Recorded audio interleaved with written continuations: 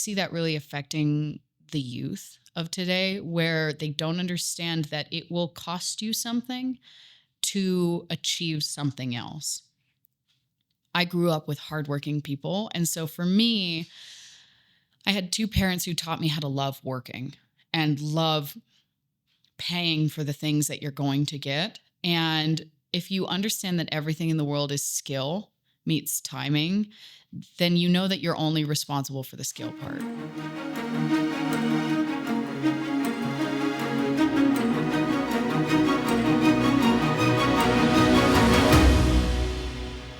Welcome to Shaping the Basin. I'm here with Dana Wirth. Thanks for being here. Thanks for having me. I am excited that you're here. I've been seeing your stuff all over the place, and you played at our gala. Thank you for doing that. Thanks for having me. Let's talk about being you're a trained opera singer. I am, yes. In Klamath Falls. Yes. Tell me about that. There's a couple of us. There's Katie Harmon Ebner, and she has her show Noir with Suzanne Stewart coming up at the Ragland.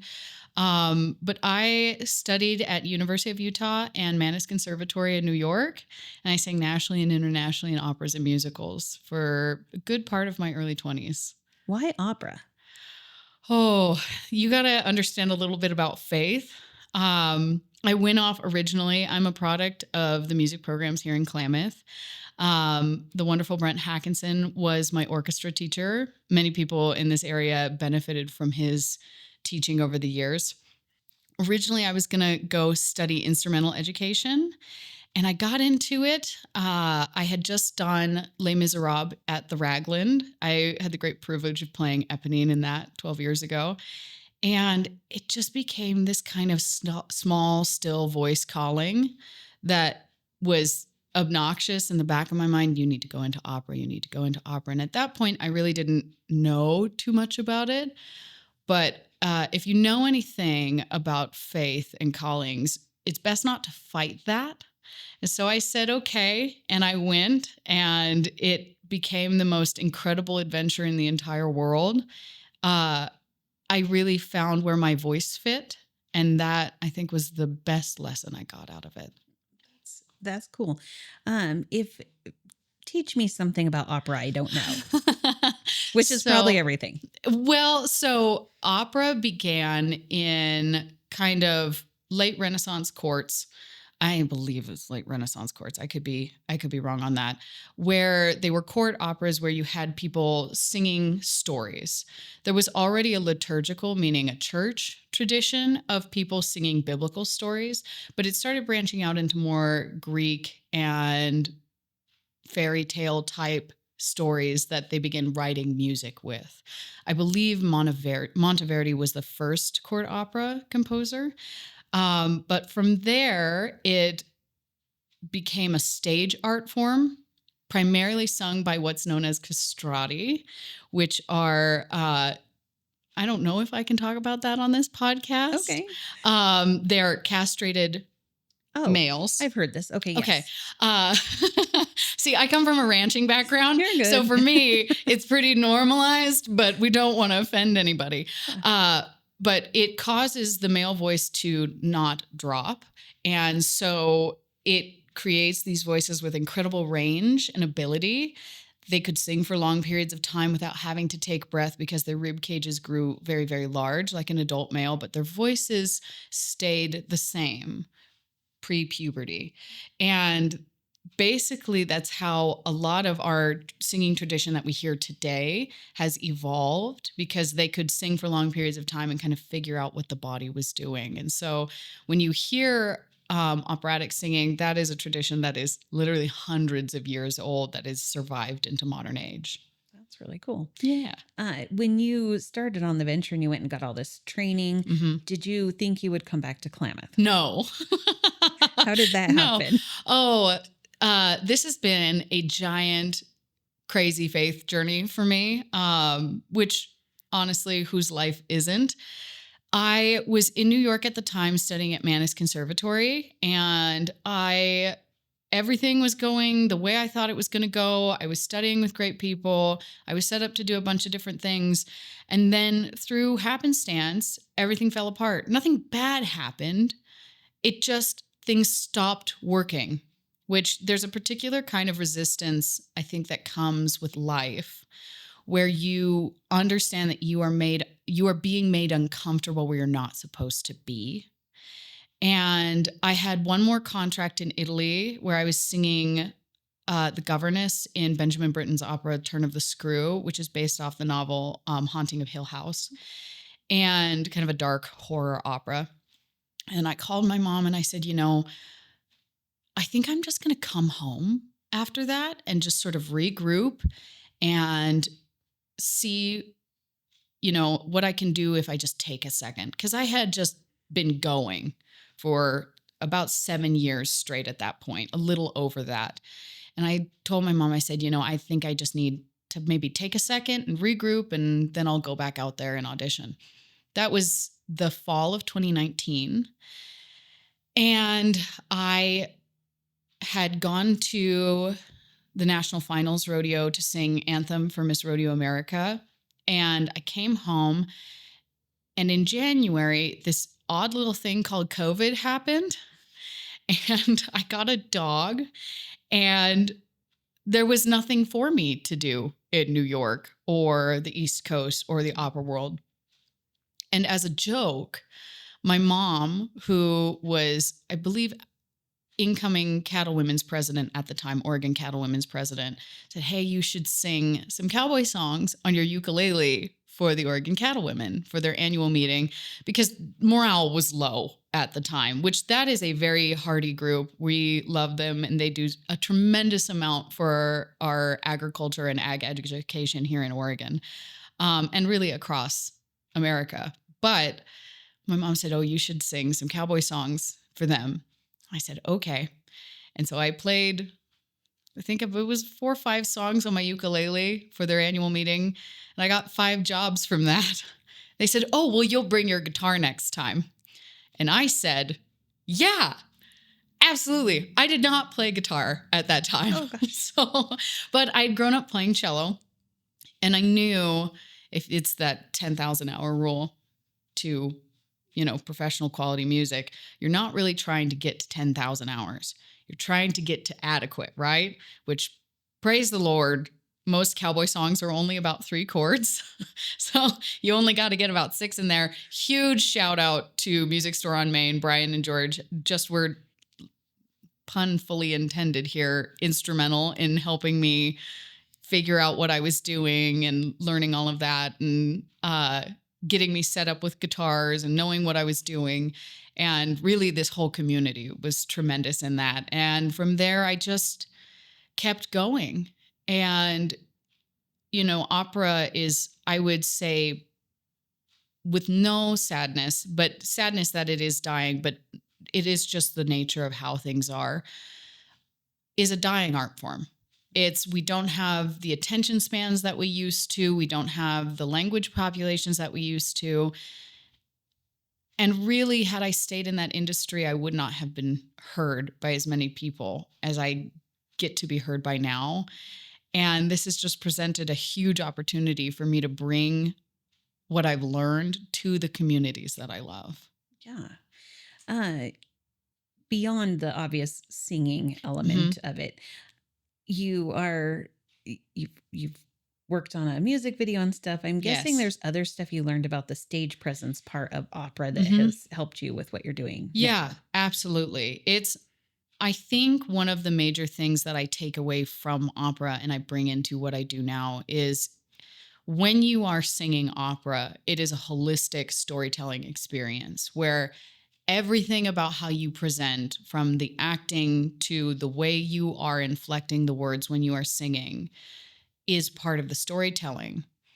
You don't see that translate as much into other genres as you do in maybe musical theater or opera.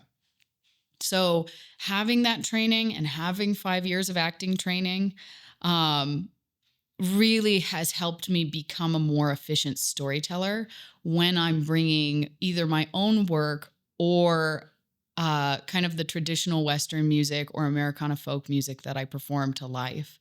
It really helps give it more depth, I think.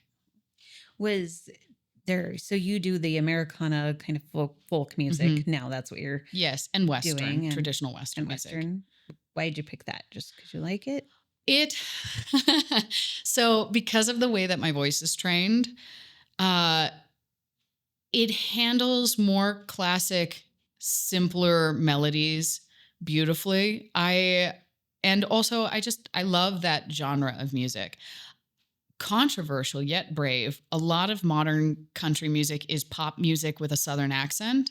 And I will bravely say that on this podcast. It doesn't mean it's not valuable. It just means that we can be honest about where it is no longer a certain type of music. A lot of music has been assimilated into pop music now. A lot of things are just pop music with X element added to it, whether it's a certain type of beat or an accent or a style. True Western music is really deliberate storytelling, and it tells something about the communities that I love. I love ag, I love agriculture. I'm a cattlewoman myself, I'm a sixth generation rancher. There's something about the West that is so compelling from a storytelling element, which there's part of me that loves the storytelling that I had in opera that mirrors that. So, for multiple factors, I gravitated towards that. It's the music I grew up with, it's more singable for me. And I think it's more honest to who I am as an artist as well. Do you have a favorite song? It changes from time to time. I think every time I sing Red River Valley, if we're talking songs I have not written, I love Red River Valley. It's just universally a beautiful song. And there's something in it that I love, which if somebody knows better, they can totally correct me. But my understanding is the history of that song. The oldest piece of writing that has the lyrics on it was written from a Canadian Mountie to a Métis woman, which the Métis are the indigenous people of Canada, and they move to the coast to fish seasonally. And so in the song, he says, as you go to your home by the ocean, may you never forget the sweet hours. Um, and they think that it was a love note that he wrote to her, and then somebody set that text to song later. And I just think that is so wonderful, that, one person's feelings kind of has translated across time. That's awesome. Yeah. Do you have a particular artist that you really love? Someone that Um, really stands out? hmm. Living or dead, in which genre? Oh gosh. See, this is the hard part when you say something like favorite or Right. right. Just Yeah. someone that comes to mind today. Today, there's a guy out of Canada named Coulter Wall, and he captures a lot of true Western music. And I really admire his journey and his artistry. I think also I have to throw in my friend Olivia Harms, who just, as someone who works day in and day out, the things that I admire in artists are drive and dedication and really just commitment to making the world a little bit more beautiful. And my friend Olivia Harms really just every time she sings makes the world, I think, a little better place. Mm, that's awesome. What you mentioned the dedication and all of that. Mhm. Becoming an accomplished Yeah. musician like you have with everything you've done was not a small feat. No. I want to talk about that part of your personality or your journey, that the hours that you put in and the hard work, and tell me about that part of it. I think my upbringing in ranching really prepared me for that, because you can really find out how to be gritty doing that. It's going to be a long haul.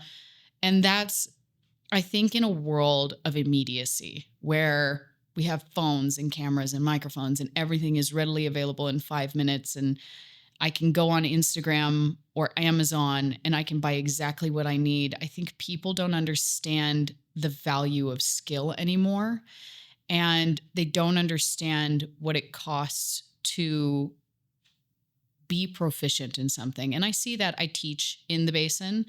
I see that really affecting the youth of today, where they don't understand that it will cost you something to achieve something else. I grew up with hardworking people. And so for me, I had two parents who taught me how to love working and love paying for the things that you're going to get. And if you understand that everything in the world is skill meets timing, then you know that you're only responsible for the skill part, right? I cannot control who I meet. I cannot control the rest of the world, but I can control that I am ready when I meet people, right? Um, and I take a lot of joy in that. I love making beautiful things. I have since I was little. I love painting and writing and sculpting and making things. Um, and so for me, there's a tremendous amount of joy in working through those processes. And I think that also requires an understanding that I joke frequently that I consider myself a midwife of dreams. You will go through, especially, and I've learned this with producing albums, which I know you had the great Curtis Peoples on here. And the last album that I released, Nevada, he collaborated with me on.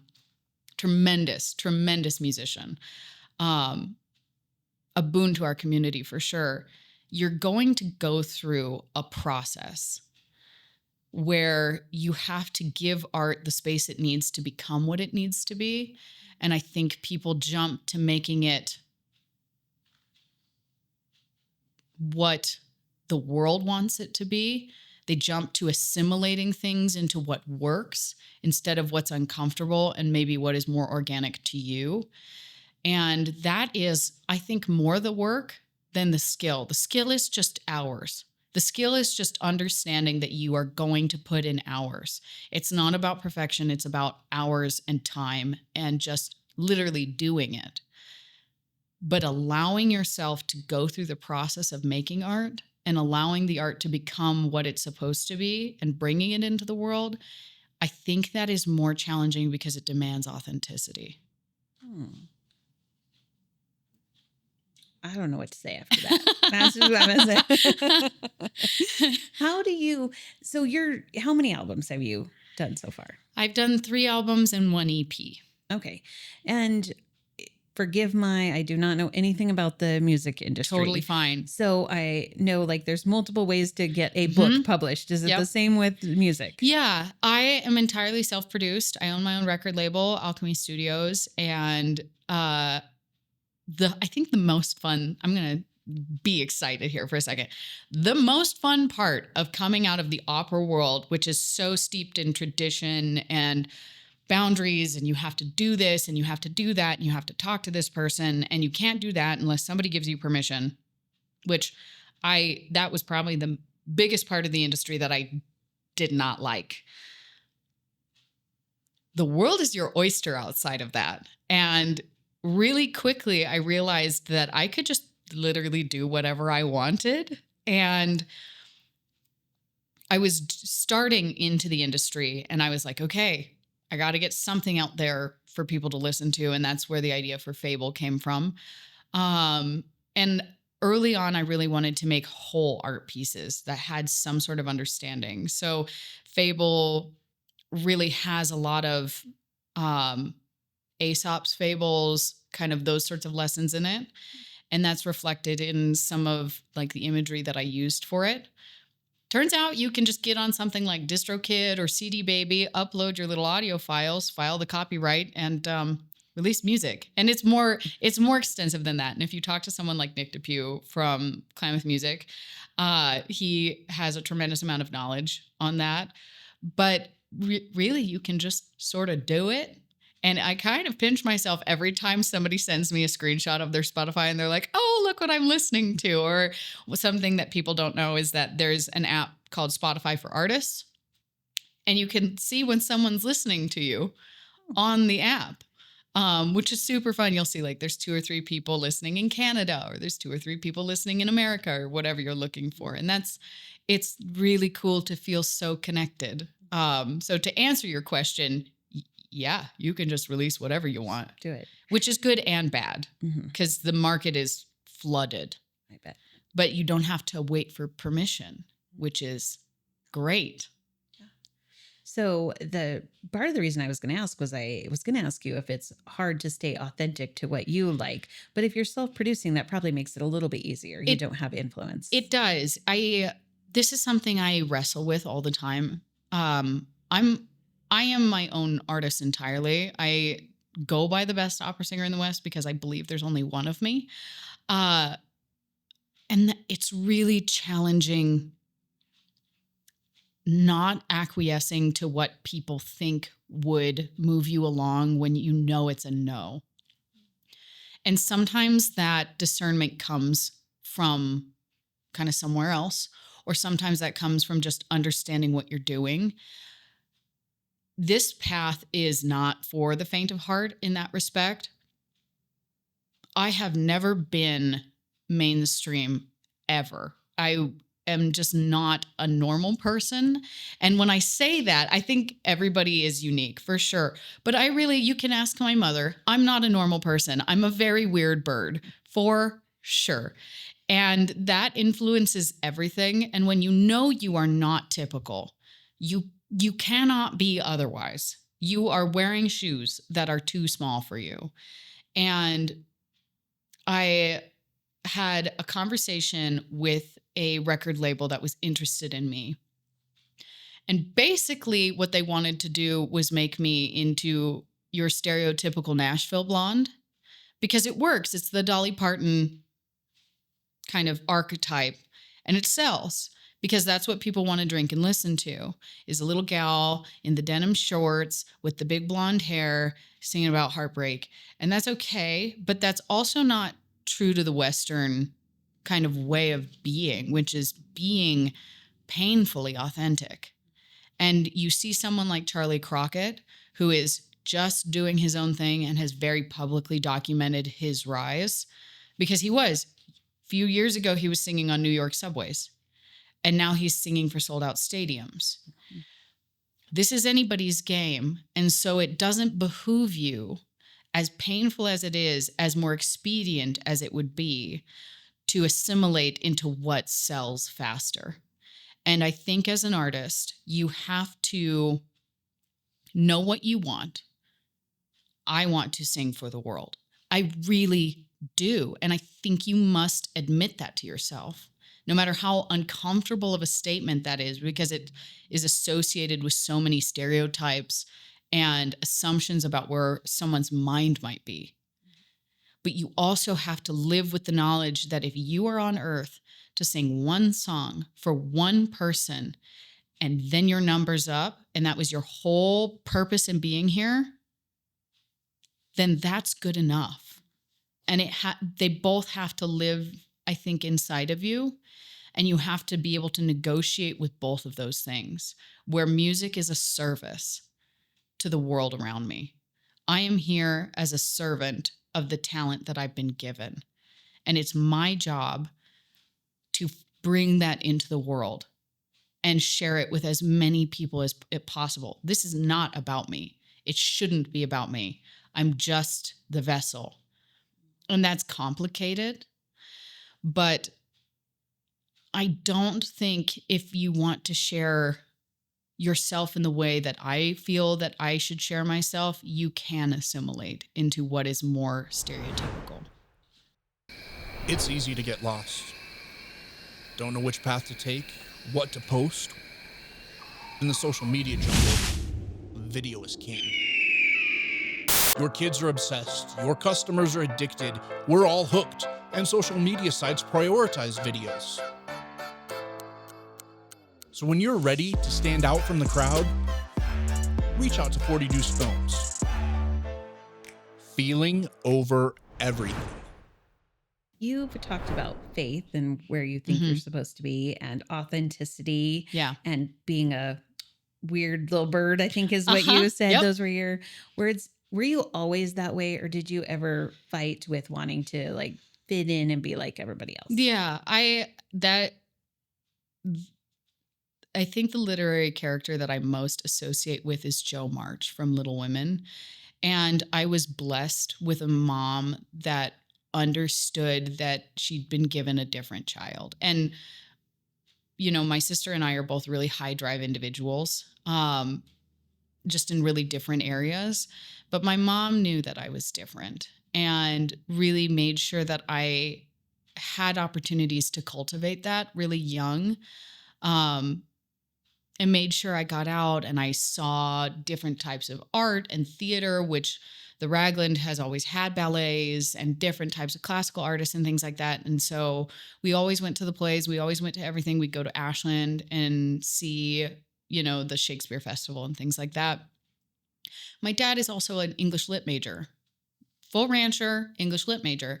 And so we grew up reading kind of more advanced books because while Beatrice Potter was nice, my dad was more interested in sharing other types of novels with us. But I was different from the get. I've always been this way. And that has been a very lonely experience, I would say. And it wasn't until I really got into college where I understood that no one ever is going to be an exact understanding of who you are, but you can be different with other people who are as different as you are. And it takes a lot of courage, I think, to be different. And I think also, I want to say being different has been commodified. It has been turned into this really performative act in our culture of social media where everyone is special and therefore no one is special. And being different does not make you exceptional. What you do makes you exceptional. You have to understand, though, if you have a different kind of engine inside of you. And I think that's the distinguishing factor for someone like myself. And I see it in my students, and I see it in people in our community. I've never been like other people. And so doing what other people do was never going to help me get where I was going. And learning how to adapt those systems and grow from that gave me the structure to move forward, if that makes sense. Yeah. And now, and I'm 30, now I value that. Now I understand. I can look back on 30 years of my life and go, okay, this is why all of this has been important. If you'd asked me at 22, I would have been like, I don't know why I've been made this way. I know it's probably important, and I think a lot of people who feel different and are different limp with that a little bit because we live in a tremendously isolated culture. I want to go back to something you said in the beginning.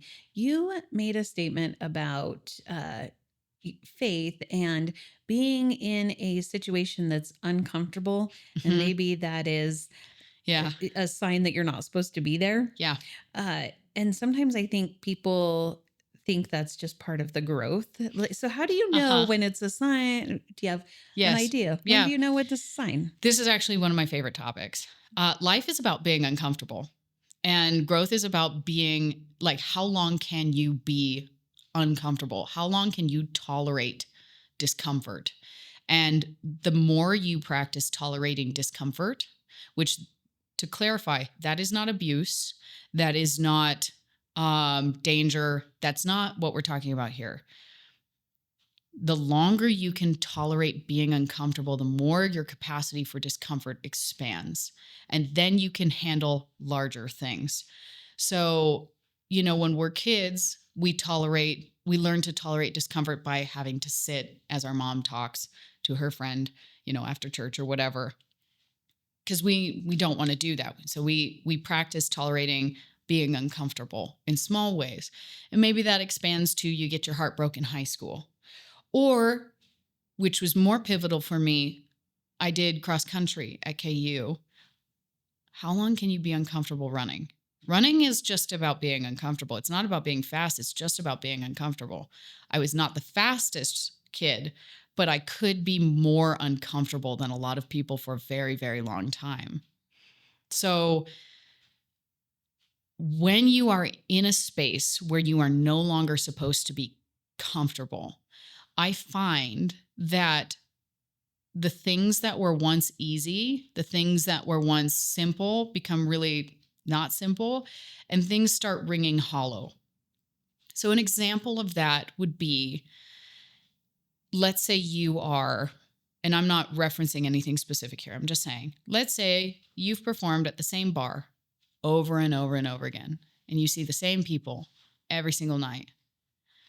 Well, that's okay if that's what you want to do. But if you, which that has its own value and merit. But if you are trying to move forward, singing for the same 10 people every Friday night is not going to move you forward. And while the first 5 times you do it, it might feel like, yeah, this is great. I'm doing it. And as I say, any night that I get to play music is a good night. But you stop growing after a point. And that will get, if humans are really honest with themselves in whatever modality they feel, whether it's God or, their own intuition or whatever they're looking at, they will find that it makes them uncomfortable after a while. It starts to get a little uncanny valley almost. And a friend of mine always describes it as, oh, I think these shoes are too small. And the second you have that thought, I have found it is really beneficial to go, I'm being made uncomfortable where I'm not supposed to be. And sometimes that's as simple as, oh, I need to make a change in my work schedule. But sometimes it's as big of an ask as, oh, I think I'm being called to go off to New York. Or, oh, I think I'm being called to go home. And that is an echo in all of what I do. And I think part of what I do is the business of being uncomfortable, where I will sit with myself when I'm writing and play in the uncomfortable and alchemize it into something that is more comfortable, which is beautiful words and music, hopefully. So it encompasses everything I do, whether it's that work or if you're touring, you're going to be uncomfortable. Touring is uncomfortable and it looks so fun. And I think I speak for any musician who tours. I just got back from essentially 2 weeks in Wyoming and Idaho. You are on the road. You see nobody. You're packing and unpacking your car, which this is shared. This is a universal sentiment with musicians, from Lady Gaga down to me. Like, it is about how long can you be uncomfortable, and can you still make beautiful things while being uncomfortable? So that's a long roundabout kind of answer to your question. I like it. It's a good description, a good way to bring that back around. Yeah. Why do you think music is important to the world? Oh,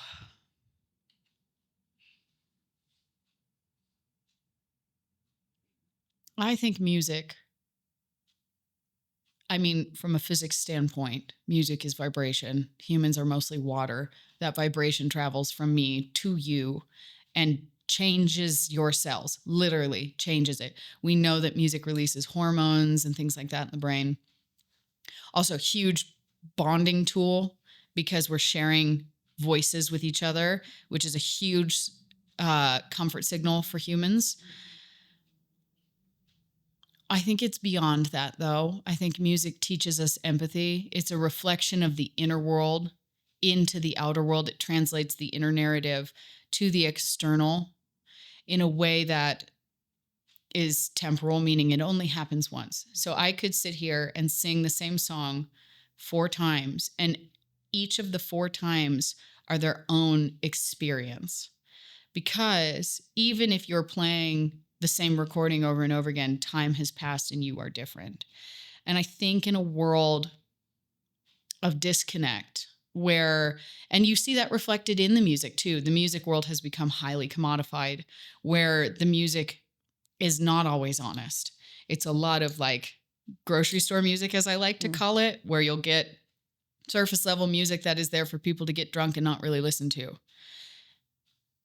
I think it is incredibly important that we write authentic music because it makes humans feel less alone. It makes us feel connected. And that is something that is becoming a vital commodity in our world of, well, she felt that way. And I feel that way. So maybe it's okay that I feel this way. And I think I'm going to take this moment, if it's okay with you, to talk about mental health in agricultural communities, We lose over 1,500 farmers and ranchers to suicide every year. That's rising. And I don't look like someone who's ever struggled. And you don't look like someone who's ever struggled. And no one looks like anybody who's ever struggled. And in our world of cell phones, that's just unacceptable, where we can call people and look after our people and look at one another.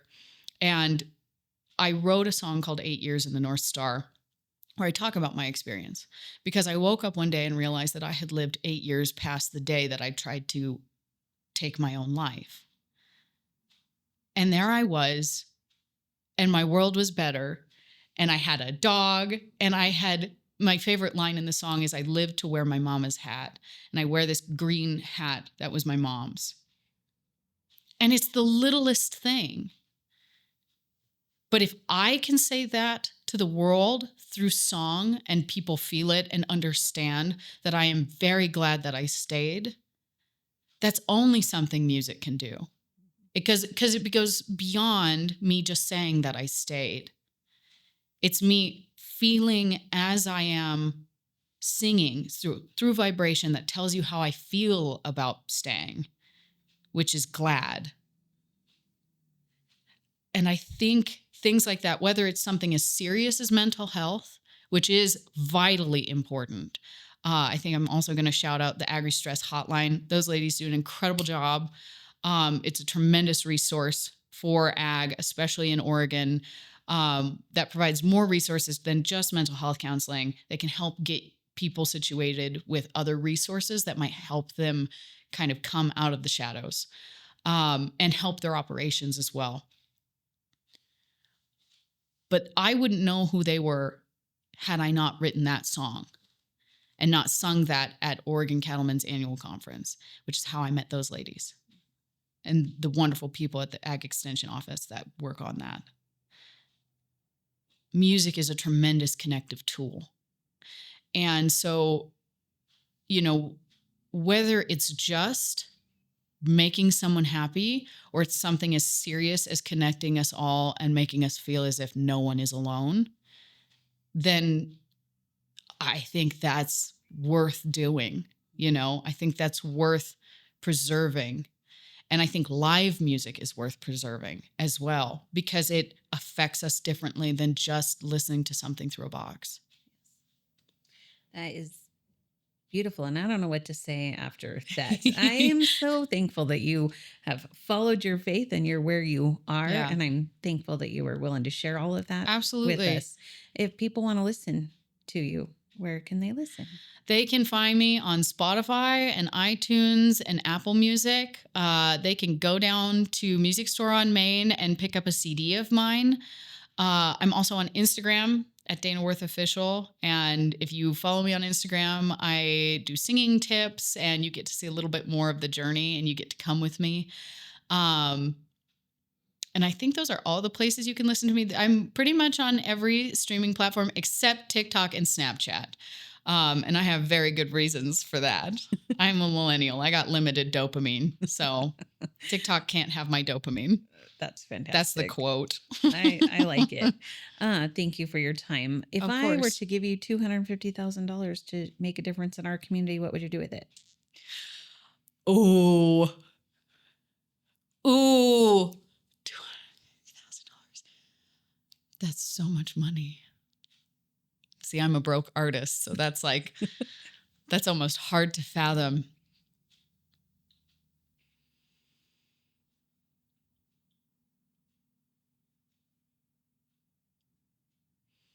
I think I would start a Klamath Opry program at the Ragland that featured local artists and brought in guest artists.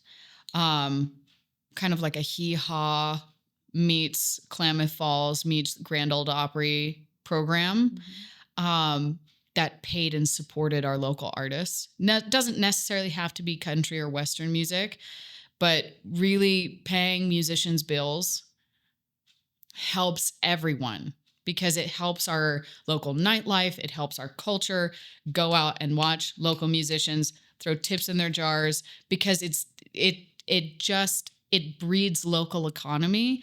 And I think having local shows that feature local artists, which the Ragland is so tremendous about, really does make a difference because it makes people get out of their homes, engage with their culture, engage with their neighbors, engage with their artists, and engage with their communities. So when we have call to actions, when we have to do things as a community, we feel like we're all in lockstep and we're there looking out for each other.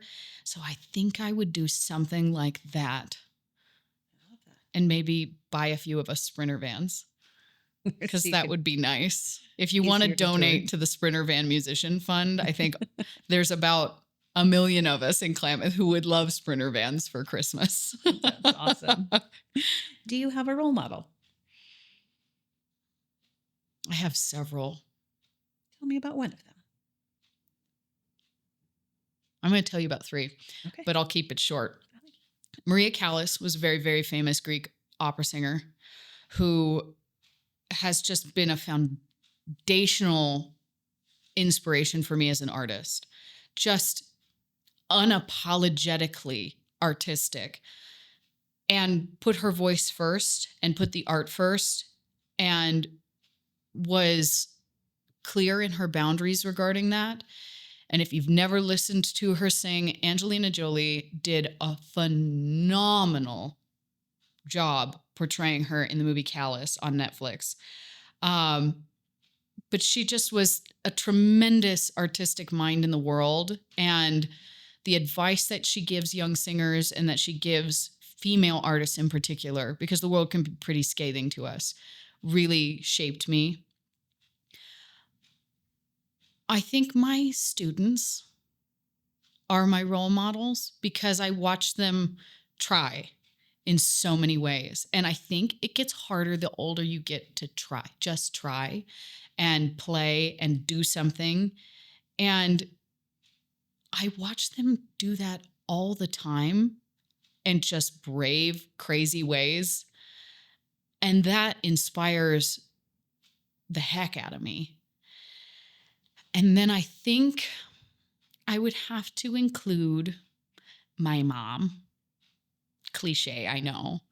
But she is going to be Oregon Cattlemen's incoming president. And I've watched that woman be herself and just fight for what she believes and be diplomatic. And whether it's making pies for legislators or being on the phone and working to get small farmers and ranchers in Oregon represented during our legislative sessions, and making sure that people have the voices they need and are aware of the opportunities they have to speak up and know that they are important and know that their voices are important. And watching her mobilize the world around her is really a masterclass as a young artist who's trying to do the thing. I think those would be my role models at the moment. Those are good ones. We've had very few people actually say their mom, so it's not Oh, cliche on this podcast. Actually, to be fair, my mom is pretty dynamic. she makes really good pie. She does. But she, she is an everything kind of do it woman. Mhm. She can do anything. And she's human.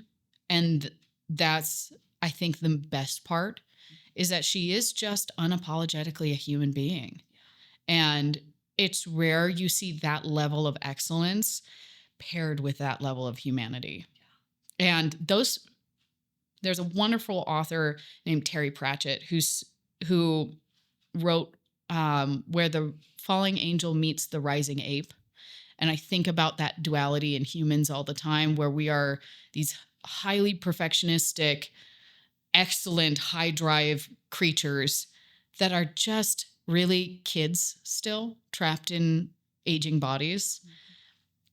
And finding someone who bravely integrates both of those elements is just, again, a masterclass. That's awesome. Is there one stage in the world that you really want to play on someday? Or someplace? I mean, my baby self really wants to sing on the Opry just to do it. And I will share why, because it's a multi-layered thing. The Opry has become its own thing in the modern world. But at La Fenice, which is the opera house in Venice, there is a circle on the stage where above that is a clock so that the performers could know when, how they were doing time-wise in the performance. And I stood in that circle once in Venice, and I never sang on that stage. And there's a circle on the Opry stage. And while I'll probably never sing on La Fenice's circle, I would love to sing in the circle at the Opry. But really, if I could sing in a dirt field for a bunch of people who just need to hear good music, that's cool too. So it's really, I mean, the Opry for sure, but anywhere. Thank you for your time today, Thank Dana. you for having me. And thank you to our producer, 40 Deuce Films.